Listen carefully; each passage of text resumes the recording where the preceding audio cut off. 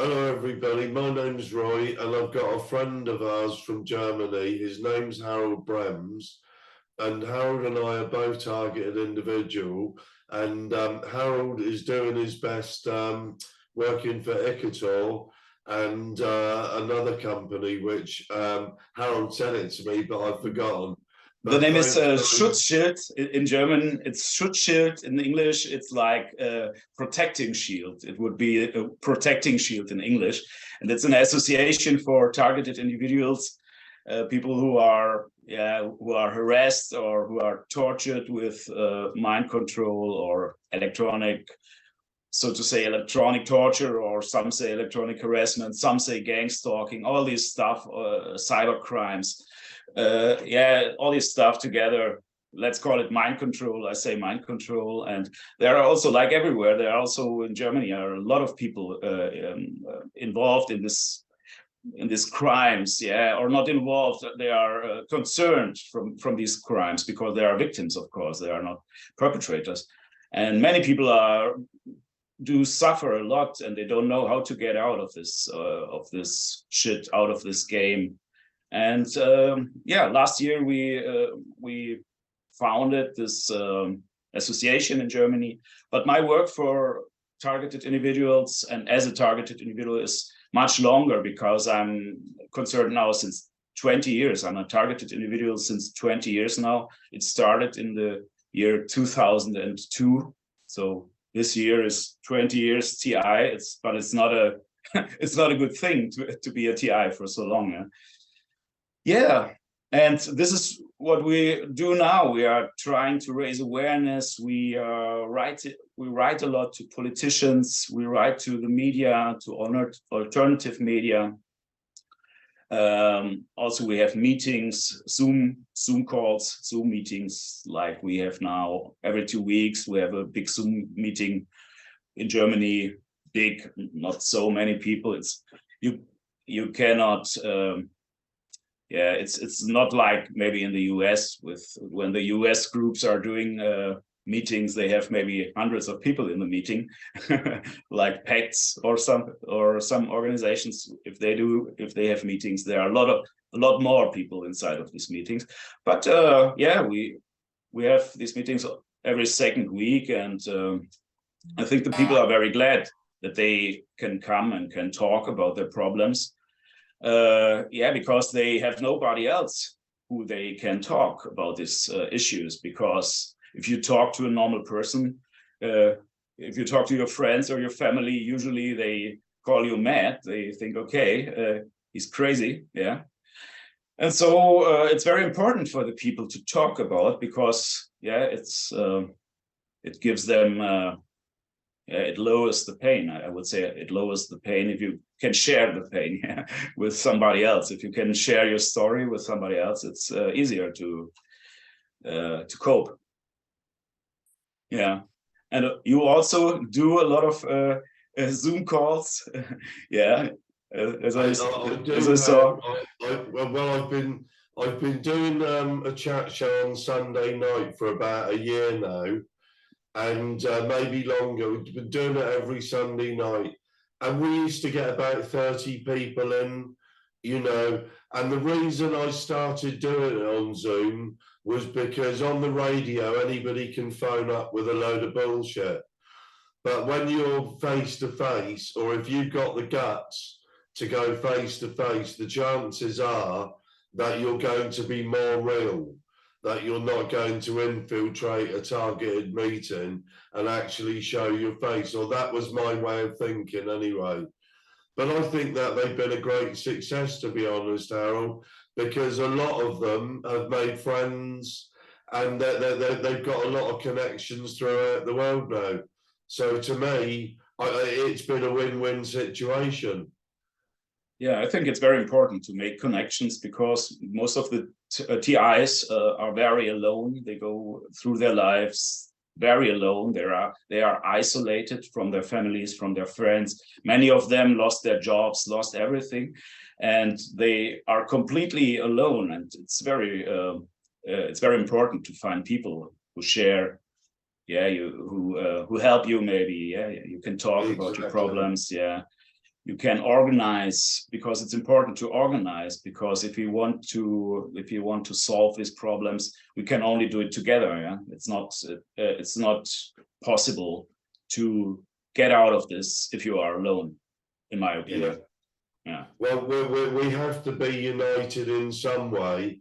And the sad thing is, Harold, is because I've been reporting on Twitter for just coming up to 12 years. And previous to this, I was reporting for 3 years on Facebook. And I saw a lot of companies take money from innocent people and just come and go. Now, there's quite a few people in the community that are raising funds for targeted individuals, but there's no results, just a load of talk. So people say to me, Roy, I don't know if you know, Harold, but a documentary maker got in contact with me last week. And he's from Los Angeles. And it's a very credible company. And he said to me, he said, could you give me some information? He said, I'm in the preliminary stages of doing a documentary regarding Havana syndrome. And he said, I stumbled across your YouTube site, the YouTube site that I set up, doing the interviews. And that's why he contacted me. So, you know, we're in the early stages of it, Harold, but fingers crossed something will come out of it. Yeah, hopefully. I also was on Facebook for some years, but I think Facebook is also a part of the problem, because Facebook belongs more or less to the secret agencies like CIA or NSA. They are very much involved in all these social media stuff. Doesn't matter if it's Facebook or Twitter or something else. They are everywhere. They have all these programs like Prism program, and they can go directly on your account and alter your account. They can send messages to somebody and you don't see it, but they know, and somebody else gets a message from you or thinks it's from you, but you never sent this message, and they think, oh, what is he writing now? Or yeah, maybe a bad message. Yeah, or maybe, yeah, you don't know what they write. This is the problem. You never know what is happening in the back of these companies and of these of these big computer programs, what they are, at least. Yeah, and they can use it, and they do it all the time. It's like social engineering. This is what they do. They do social engineering, and they put things together to construct something, and they can also construct something against you, and you don't know about it. Yeah. So this is because I went out of Facebook and all this stuff. I know there are many TIs worldwide using Facebook, but I think it's not a good thing, and we shouldn't use Facebook, because if my perpetrators open a restaurant, I would never go there and eat there. But if my perpetrators are in Facebook or in another kind of social media, then I go to Facebook and I use it. I think this is a little bit schizophrenic, and so I would not use it. Yeah. The thing is, Harold, is we know that our community is heavily infiltrated with perpetrators. We know that, you know, absolutely. because, you know, a dozen times a week I'll get so many followers with with one follower, you know, and no tweets. You know, so you know it's but Elon Musk now, he's taken over. This is all part of the transhumanism. This is all part of it, and they're saying now about the artificial intelligence, Harold, that it could overtake. Yes, absolutely. I think they want to create something like the Matrix. Yeah, maybe in 10 years or in 20, 30 years, the people will live inside of computer programs, and the whole world will be inside of a computer program, like they try now with Meta, the company of who was Facebook before. And I think this is what they want to do. They want to put people and people's brains inside of computer programs, and I think the life will be very fine and very attractive inside of a computer program like Meta, or maybe Meta Plus or Plus, what comes next. Yeah. but this will be a kind of matrix where the real life will die and the real life will not happen very much, like people sitting all the day in front of their computer. Maybe you don't need any computer then. Maybe the computer will be inside of your brain, like a kind of chip or something, and you can go directly to this cloud or to this computer program, and you can sit all day in your home or in a place and do nothing, like be inside of this computer program. I think this is what they want to do at the end of the day. I'll tell you what I think is very important, Harold. A couple of years ago, I found a link, and it was reporting that Chile were the only country in the world that have applied for neuro rights. Chile, yes, I heard about it. Yes, and the thing is every country needs to apply for neuro rights. Absolutely. Exactly, because we're hackable humans. It's very simple for them to hack us now.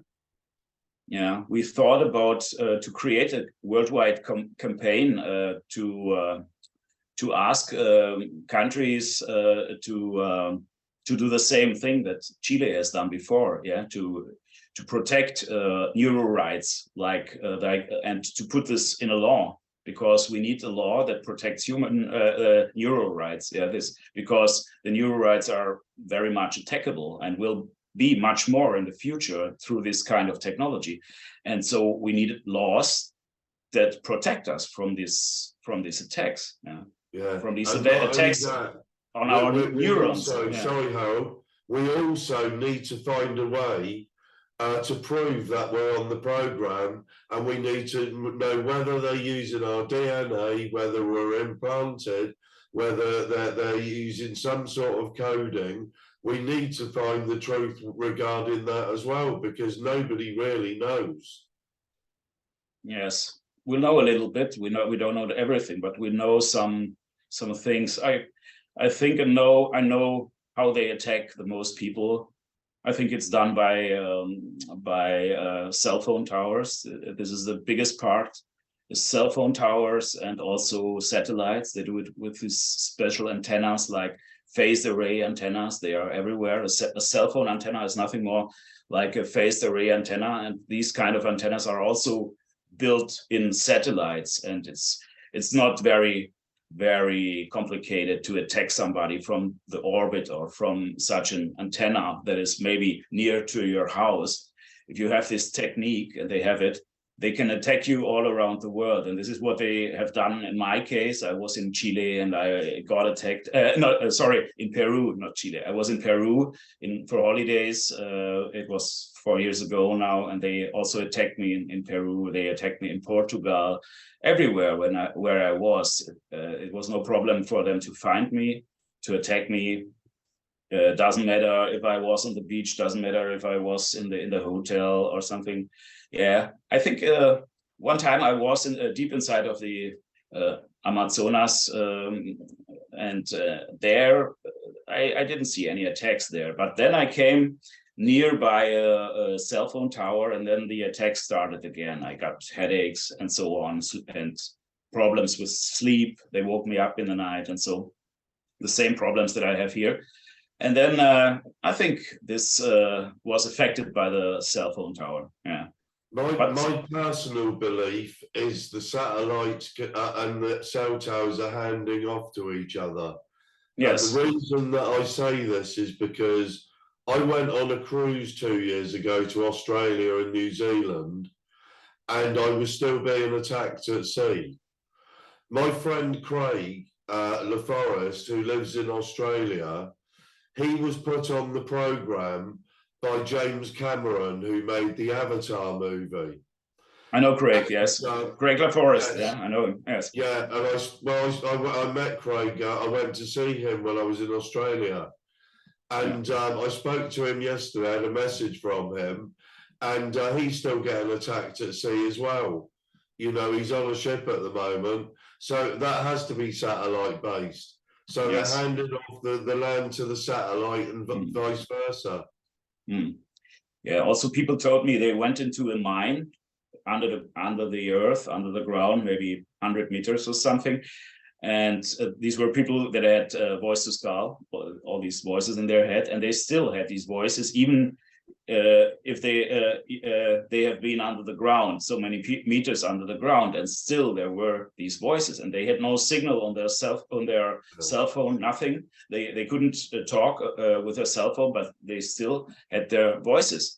And this can only be done by satellite, because there are radar satellites that go through the ground, many meters through the ground, and you can search maybe for oil or gas inside of the earth, under the ground of the earth, and this radiation goes through the earth. And this is the only technology that I know that goes so deep inside of the earth.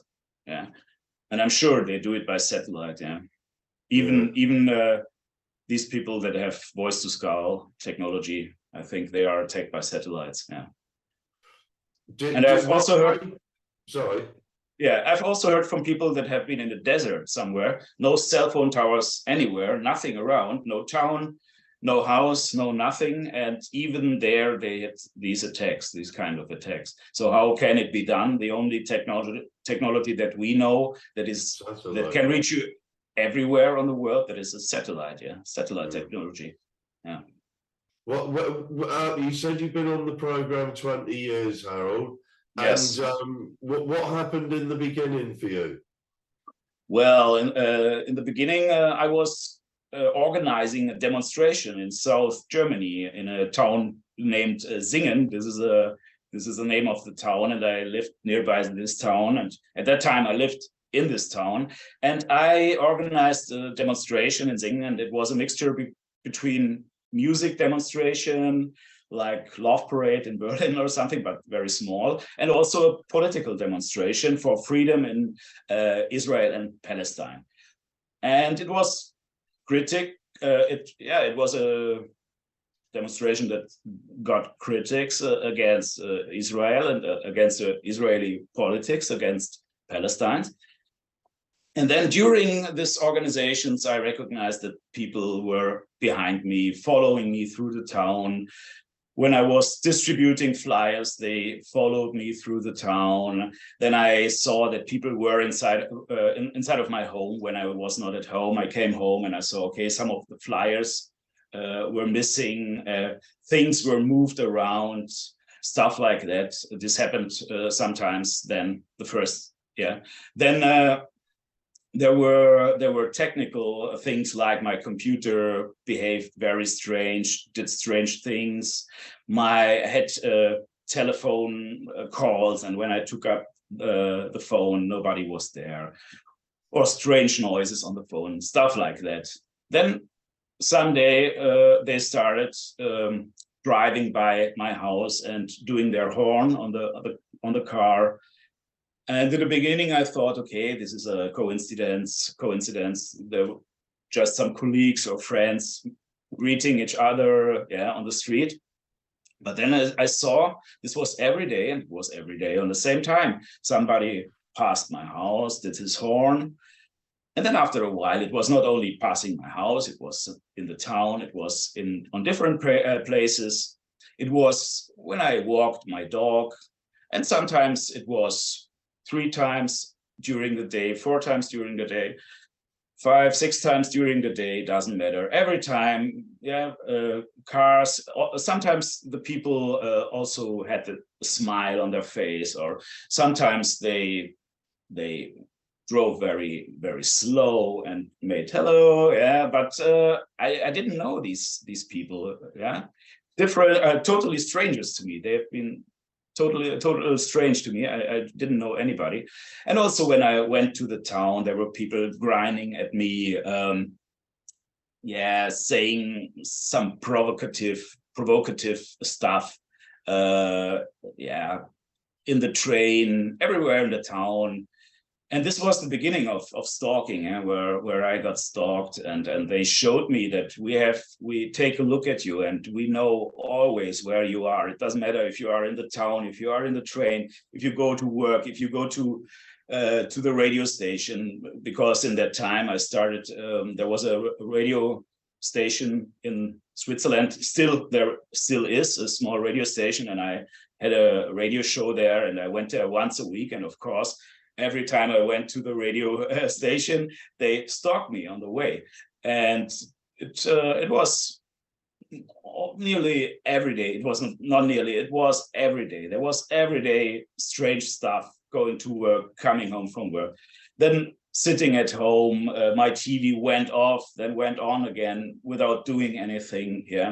Then telephone calls, all that stuff. Then I also recognized that some people that have been friends to me before, they went a little bit strange. They didn't want to say hello anymore. They didn't want to talk anymore when I met them somewhere. And I thought by myself, oh, what happened there? Why the last time we had a very nice talk and everything was okay, and now they don't want to talk anymore. They don't want to say hello anymore, like I was a criminal or something. And I couldn't understand what is going on. But after a while, I saw that somebody must have talked to them and said something against me, something very bad, because this behavior is not normal. If you have a good talk and you're a good friend with somebody, and the next time he don't want to say hello and it looks like you are a criminal or something, this is very strange. And so it happened like this for some years. There was also a lot of technical sabotage. When I was in the radio station, then they sabotaged all these devices that are there, the microphone, the CD player, everything went strange behavior of this instrument. They didn't function very like they should. You play the button on the CD player for start and nothing happens, and you play again, you press again, and then maybe the third time the CD plays, but you are on the microphone and you say, okay, now we hear this and this song, and you press the button, oh, nothing. Press again, oh, nothing. That's a little bit, Well, it makes you look bad, doesn't it? Yeah, really. Or one time, I remember I asked somebody to make a telephone interview with me, and I prepared everything. And then we said, okay, you call me on that time. And then when the time came, I saw that the telephone was complete dead. It was dead. I took up the telephone, no noise, nothing. It was complete dead. And I said, oh man, I cannot do this interview. How bad. And then, okay, I said, good, I can't do anything. I go home. And the next day when I was at the radio station, I asked my friends there, what happened to the telephone? The telephone is damaged. It's out of order. And they say, no, everything is okay. It's fine. It's running. I took up the phone, and there was a signal. Everything was fine, and nobody knew what it was. And stuff like that happened so many times, that things, devices, electrical devices, different things, machines, even in my work, went out of order, and suddenly they functioned again, and nobody knew why. In one case, the lift was out of order, and or maybe electrical door was out of order, and then they called an electrician, and he came and took a look, and suddenly it went, and everybody asked what was the problem, and she said, nothing, everything is okay. There's no problem, there's no damage. And stuff like that was all the time, all the years, and still is until now. I have so many electrical sabotage with my devices, with my computer. I told you last week I had this interview with Amy, and we had a talk for something like an hour, a little bit more. And after the interview, I watched the video. I wanted to put the video online, of course. And then the video was black, complete black, no picture, no sound, complete black. And this is what they are doing all the time. Technical sabotage. Right. No, you just reminded me. I'm making sure everything's okay at my end. Hopefully, I hope that this video will be recorded. So, Harold, have you managed to work? Yes.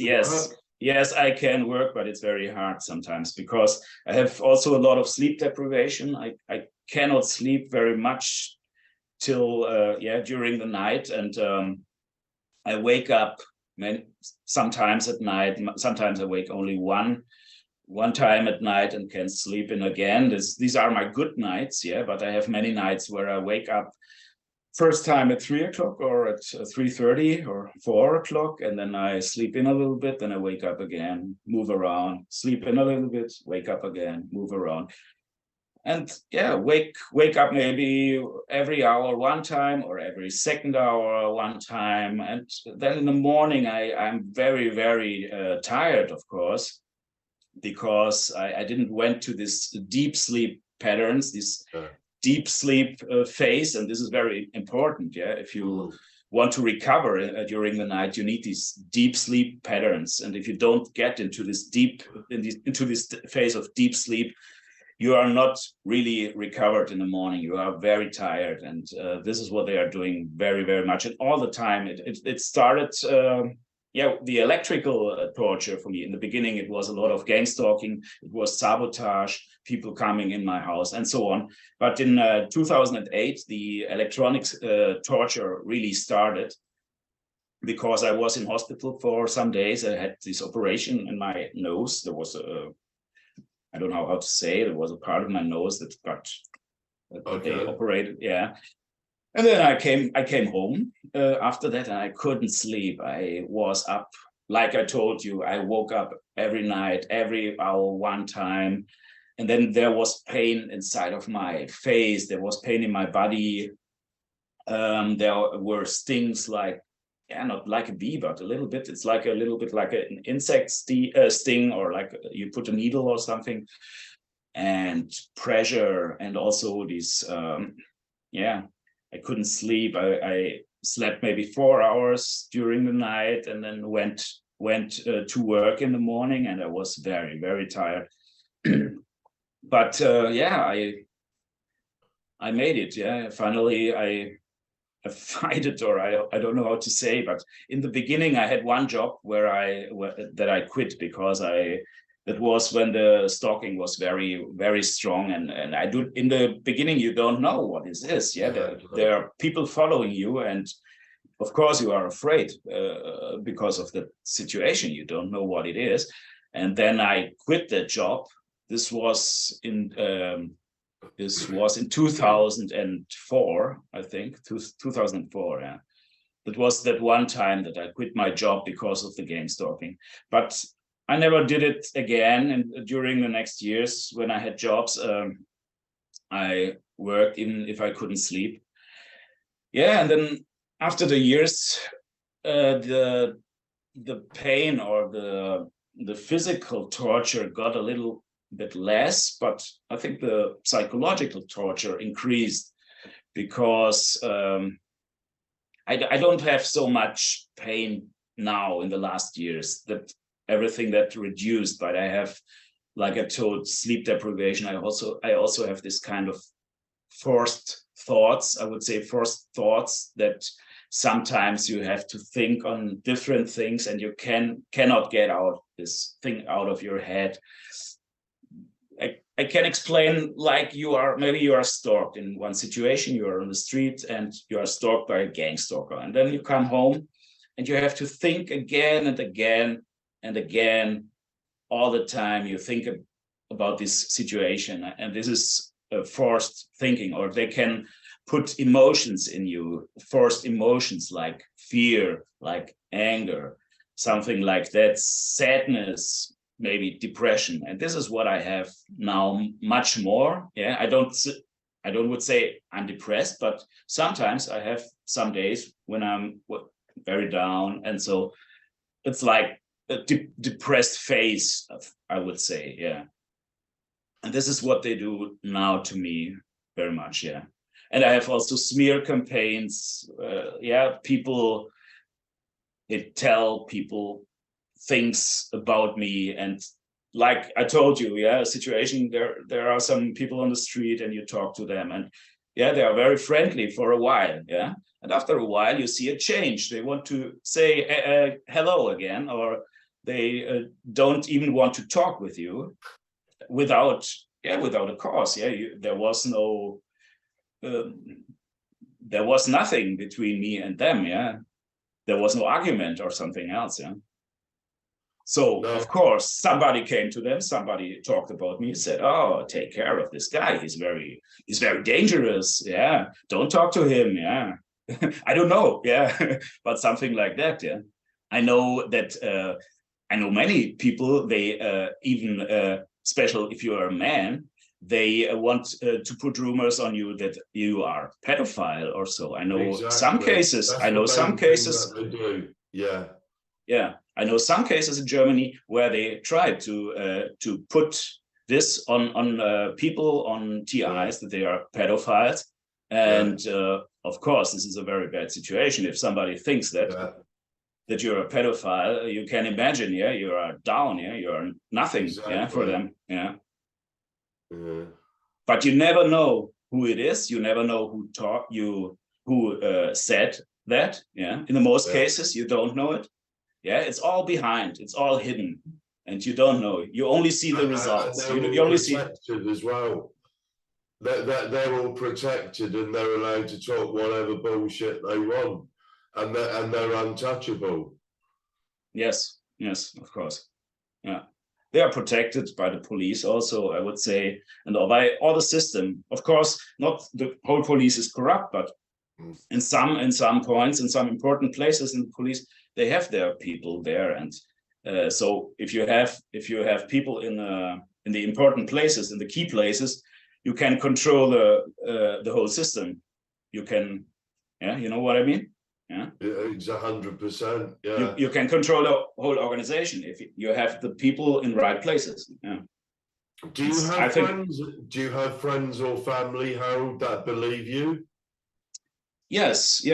My family believes me. Not everyone, but a part of it. I would say a part of it believes. A part of it doesn't want to talk about this problem because it's not so. It's not so well to talk about problems, but I think some people in my family believe me, and this is of course very helpful. If you see that they believe you and they don't think that you are crazy or something, that helps a lot.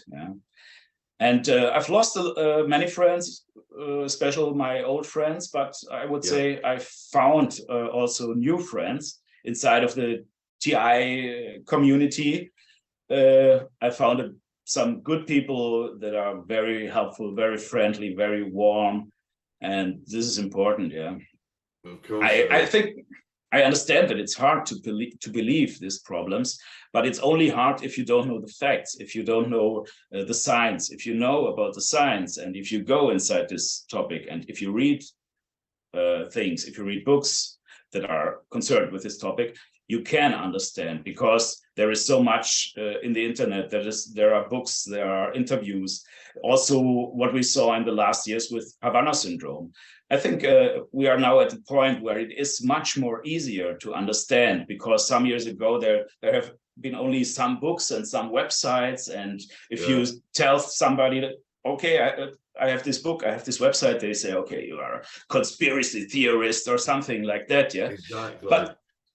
But now we see that the employees in Cuba or in China, the US employees have been attacked with the same technology. They have the same effects like the targeted individuals. And that's a special situation, because now it's not a conspiracy stuff anymore. Now it's common sense. It's public. This sounds very strange, but I said I've been reporting for 15 years. The best thing that happened to the targeted individual community was about 7 years ago when they reported the Havana syndrome attacks. And that sounds a terrible thing to say, but if it wasn't for that, we would have still had no chance. But now loads of other people were attacked with directed energy weapons. That is the proof. And one person within our community, Len Bear, he's been diagnosed with Havana syndrome. So he's part of our crowd as well. I would say he has the right doctor, but a lot of people Yes. don't have these doctors. This is the problem. Yeah, even in Germany, if you go to a doctor and tell that you are harassed, that you are followed by strangers, or you hear voices in your head, they send you to the hospital. They say, okay, that's it. Go to the hospital, take some of these small pills. Maybe you feel better after that. Yeah. Well, they did an experiment in the United States a while ago. They sent 8 people to 8 different states at exactly the same time, and they were only allowed to tell one lie. And the lie was they heard one voice in their head. That's the only lie. And all 8 of them were given the schizophrenic label because they heard one voice. That was the only lie that they told. Yeah. And the system is not able to find a difference between a person who is real, schizophrenic, or sick or ill, how you want to tell, and a person who only tells, or who is not really sick or ill, but who pretends to be sick. The system is not able to find out. Yeah. There was also this experiment was called Rosen experiment. I think it was in the 70s or something, and that was the same situation. Some people went into the psychiatry and said, "I have a voice in my head," and they got this diagnosis, schizophrenia, but it was a lie. All these people have been complete normal. There was no illness. It was just a test. It was an experimentation. That's where they couldn't find out. And since I knew that I was in the system, it's a system. It's nothing. It's all bullshit. It's all a system. It's a system to entrap people that they don't want on the streets, or or a system that they want to experiment on people. Absolutely. Yeah, and you can take out people that are not that you don't want, that disturb you, or disturb some rich people maybe, or the politicians or something else, or tell the truth. You can take out these people, put them into a hospital, say, okay, they are schizophrenic. You give them medication, and nobody gives a shit about them, because they are crazy in the coconut for everybody. That's the problem. People think they are crazy, of course. But I think maybe the hospitals are full of targeted individuals. We don't know. We don't know. So. But we know now that they're using this in prison as well. Because I saw reports on them using this on prisoners. Yes, they did. But that's the perfect place for them to use it, because they're locked up, they're isolated, and all they're doing is they're monitoring their thoughts. They're monitoring how they interact with the other prisoners and everything else. They're watching them 24/7. Yeah, and nobody can come out. Nobody goes away. Nobody runs away. Yeah. And not only that, they've given them the schizophrenic label, so they've already destroyed their lives by giving them that label. Everybody else thinks they're crazy anyway, because they've been given that label. So the system has beaten it. So the system has beaten everybody. To me, Harold, it's perfected what they've done, because it's such a bad hidden crime. And until we find a way to actually get concrete evidence that we know we're walking antennas, don't we, Harold? We know that we're electrical beings that vibrate at a completely different frequency than anybody else in the world. The same as our fingerprint, every single one of us is different. We know that now, don't we? And we also know that they can latch onto us by our frequency through into the microwave, into the property. We know that they can do implants. That's been proven. I posted last night or the night before that gentleman who was having who they did a brain scan on, and they showed his implants, and they've got nano implants now. it's very, very simple for them now, isn't it? Plus, they believe that they can do it on our DNA as well, Harold. They can also give you these implants by vaccination, of course. But I think they don't even need implants. Of sure, it makes it a lot easier for them to follow you, to find you.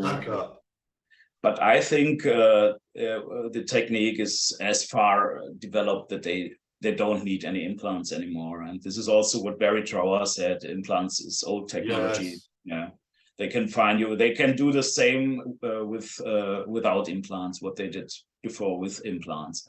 Barry Trower is a wonderful gentleman. And I'll tell you who they did this to in the very late 1980s. And that was David Icke.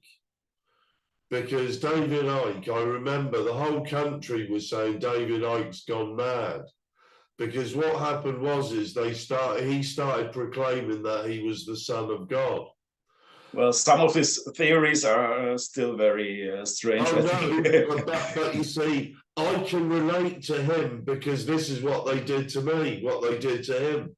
Because he was a BBC reporter, and he had problems with the BBC, they had to make him look like a lunatic. So basically, they used magic or whatever on him to destroy his life. Yeah, could be, yeah.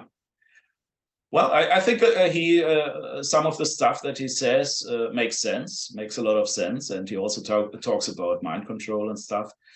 But he also has kind of these alien theories like Anunnaki and stuff like that. I'm not inside of that. I'm not inside of Anunnaki, and well, I would not say that aliens don't exist. I'm sure they exist, but there are so many crazy theories about aliens and stuff like that. And I also think that some of these theories, maybe not all, but some of these are put to the public by maybe secret agents or people who create some stories to diffuse the people. Because when there are so many theories, people don't know what to believe, and you always find some people. When I say there is a UFO behind my house, maybe I will always find one or two people that believe that. And it's with every theory. There are so many theories, but I think it's important to find proof. Because everybody can say something. I heard this, I saw this, but we have to find the proof. This is important. And also in our cases, we can tell a lot, but if we cannot prove that we are attacked by microwaves or by lasers or radio frequency, everything leads to nothing. The most important thing is to find the proof. And this is the same with alien technology. Maybe the aliens exist, but I want to see the proof before I believe. I think that there must be a digital footprint. There has to be, because it's coming from somewhere. So there has to be data from somewhere that each of us must have an identification number of some sort, or sort. There must be a way of intercepting. There has to be a way. Yes. And I think this day will come. We will find the proof, because they cannot hide it anymore. There are too many people involved. There are too many people concerned around the world, and there are also very intelligent people. And we will find a way to come out of this. The question is how long it takes. This is the only question. Well, let's hope we survive long enough to see the end of it, Harold. Hopefully. I hope so. Yes. I don't want to die as a targeted individual. I don't want to die. I want to get out of this. I don't want to be an old man and still being attacked by these bastards. And I'm on the computer every night. We still haven't found the answer yet. It gets wearing after a while, doesn't it, Harold? It's draining. you put a lot of energy. You have to put a lot of energy inside to communicate and to find information and even to understand, because this is also not easy to understand, because it goes deep inside of the physics, and even in the area of physics, it's only a small part at the very much outside, and most of the physicists, they don't know about it. Yeah, they know, okay, there's a little bit radiation and stuff like that, laser and maser and so on, but most of the physicists have no clue about this kind of technology. Yeah, because it's a very strange part of this physics. Yeah. Yeah, but what a wonderful man Barry Trower is, because he's been going around the world doing these talks for many years. I sent him a letter many years ago because his address is on Facebook, and what a wonderful gentleman. He sent me, he wrote to me personally, and what a fabulous man. And you know, hopefully he's awakening a lot of the world as to the reality about the world being blanketed in microwaves. Yes, he's a very kind person, but he's getting old now, and this is a problem. Yeah, I would like to call him and invite him to Germany, but I'm afraid that he will say no. He would, but all he charges is expenses. He told me that. Yes. Yes, he doesn't pay any. He doesn't charge anything. I saw Barry once, or I heard him say, "I don't make any money out of it." He said, "All I do is," he said, "I'll take expenses, and that's for the flights, hotel accommodation, and everything else." And I'm sure if you contacted him, he would. Because I know that he did some interviews here about 12, 13 years ago. So a couple of females from the United States came over to interview him. Yes, he did also some lectures some years ago. Yes. I know of some lectures that he did. He did interviews. Some people went there to visit him and to have interviews with him. Yeah, I think maybe it's important to have him for a lecture in Germany. I would like to ask him if he wants to come, maybe for a conference or something. Yeah, but I'm sure he'd be delighted. Yeah. Yes. So. Yeah. Yeah. Well, yeah, there have been some conferences, but in the last years it got a little bit quiet everywhere. I remember there was this conference 2015 in Berlin. It was well organized by Peter Moring, and also Melanie and me helped a little bit with this conference. But the most part of the work was done by Peter Moring. It was his work, his baby, so to say. And it was a really good conference, really well organized. And there have been people from Japan, from Australia, from the USA, from everywhere, from all parts of Europe, New Zealand even, yeah.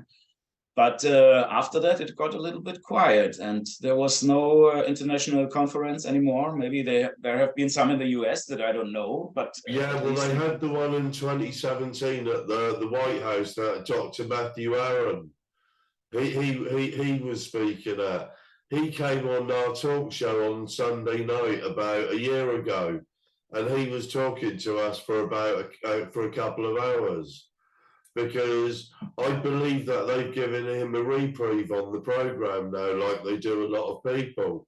That's why a lot of TIs disappear, because they've been lucky enough to get their lives back. And I think they sort of say, if you behave yourself, you're not a naughty boy again or a naughty girl, we'll let you work as long as you keep your mouth shut and get on with it. Okay. Well, that seems to be how it is. Yes. You know, because over the years I've seen hundreds of people come and go. And the very first woman I saw in the whole world that was reporting, and that was about 16 years ago, and that was Sol Mavis. I remember, yes. I remember her, yeah. Yeah, she was the only person, because I started looking for synthetic telepathy. because I knew that the voices coming in were external coming in. Mm. Well, there have been some in the US. There was a woman with the name Dupre, something with Dupre. Yes. She wrote some good articles, and there was also this guy who did this show for RT for Russia Today with Magnus Olsen. But this is 10 years ago Magnus or Olsen, something. he's not really around anymore, is he? No, I didn't hear from him since a long time. Yeah? I don't know what he does. Yeah, because last time I saw, he went to the European Parliament to see our friend, and that's not there anymore. Well, maybe we should take things in our own hands. Maybe Roy, you should do some meetings in the UK or some conferences. We also talked about doing a protest in front of the NATO headquarters, maybe next year in May or in June or something, and invite people from Europe and to have a protest there for one day and maybe a conference on the other day. This is just an idea, but we talk about this. I think it's important to start new projects, because if we don't do it, nobody else will do. Yeah, we are the people now that have to do this. Yeah, I think. Exactly. Well, that's why I started doing these chats as well, because I was hoping, Harold, that it would get it out in the public more, you know, and thankfully that documentary maker has contacted us for the simple reason that they saw our videos on YouTube. So all we could do is hope that something comes out of it. And I've let somebody else know who the documentary maker is. It's very kosher. It's a big company, and you know, so all we can do is wait to hear from them. And I've sent them as much as I can. Yes, you should do that. Yeah, that's a chance. Maybe that's a chance. Yes, exactly. And we should also go on. Write to politicians, write to journalists, write to artists, write to everybody, write about this issue, about our problems. Because if we don't talk about it, if we don't write to these people, who else can do this? This is what many TIs don't understand. They think somebody else has to do it, but we ourselves, we are the people who are involved, and we are the only person who can bring this to the public. Yeah, nobody else will help us. Nobody else will do it for us. If we don't talk about this, nobody else will do it. And it's very important that the TIs themselves come out with their stories, make interviews like we do now, put their stories on the internet, write letters, and so on. Yeah, we have to be active, because nobody else will do that for us. Nobody will come and tell. Yeah. And if many people raise their voices, they cannot say, okay, this is nothing. The problem is that most of the people are too afraid. They don't want to talk about that they are TIs. They are so afraid that somebody around them can see that they are targeted individuals. They are so afraid, and they stay home and don't talk to anybody. And so nothing will change. How can change something, or how can there be a change if nobody talks about his problems? That's impossible. If you want to change something, you have to talk about it. Exactly, and we've got to prove it at the same time, Howard. We've got to find a way to prove that what we've all been telling is right. We've got to find a way to either detect the implants, the microwaves, and find a digital footprint if we can. Yes. I think measurements are very important, but it's hard. It's also hard to find professionals who do these measurements for you. Yeah. And most of the professionals that are around, they say, this is crazy stuff and this is not possible. It's not possible to do something with radiation. And this is how you can see that even the professionals don't know about this technology. They don't know. They know a little bit, but they don't know about this technology. If I go in Germany here to Strahlenschutz, Bundesamt für Strahlenschutz or something else, there are some I don't know how to say, they are public like companies or something, but they belong to the state, and there are all these technicians that handle around with radiation and stuff. And if you write them or call them, they say, "Oh, this is not possible. This is not possible." Some of them, I heard of some cases where they came home to the people and really made a measurement. But the problem is they only measure the frequency. And if you measure frequency, you will see, okay, there is frequency from the cell tower, and there is frequency from Vodafone, and there is frequency from the Wi-Fi from the neighborhood, and there is frequency from your cordless home telephone, and so on. And they say, okay, everything is fine because you have nothing strange here, but they only measure the frequency, and you must measure the pulse, the modulation, and the amplitude. You have to measure the amplitude. You have to measure the pulses, and then you can find the mind control signal, because the mind control signal has an amplitude modulation, and it's also pulse modulated. And if you measure the pulses, you will say that it's not a natural pulse frequency. It's an altered pulse frequency, and pulse. You know, I don't know. Yeah, my English is a little bit rusty. Yeah, no, I know what you mean. Harold, is there anything else you'd like to say to our targeted individual friends or people that are going to watch this?